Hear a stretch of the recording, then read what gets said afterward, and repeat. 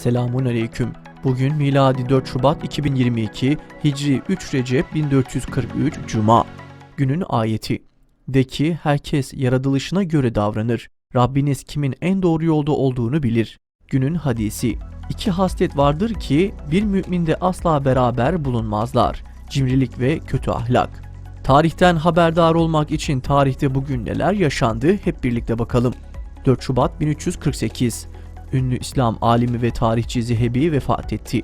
1871. Ruslara karşı verdiği mücadeleyle bilinen Şeyh Şamil vefat etti. 1926.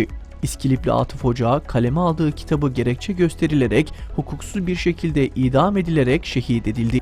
1931. Menemen olayları bahane gösterilerek Şeyh Esad Erbilli hastanede zehirlenerek şehit edildi. 1947. Hatay ilinde yer adlarının Türkçeleştirilmesine karar verildi. 1948.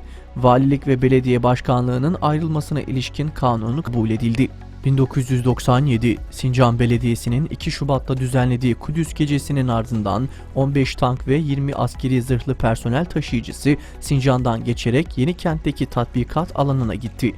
2006. Peygamber Efendimiz sallallahu aleyhi ve selleme yönelik karikatürlerin yayımlanmasını protesto etmek amacıyla düzenlenen protesto gösterilerinde Şam'daki Danimarka ve Norveç büyükelçilikleri ateşe verildi. 2008. Aileleri tarafından satılan yüzlerce çocuğun modern köle olarak çalıştırıldıkları ortaya çıktı. 2010. İçişleri Bakanlığı Emasya protokolünün ortak imzasıyla yürürlükten kaldırıldığını açıkladı.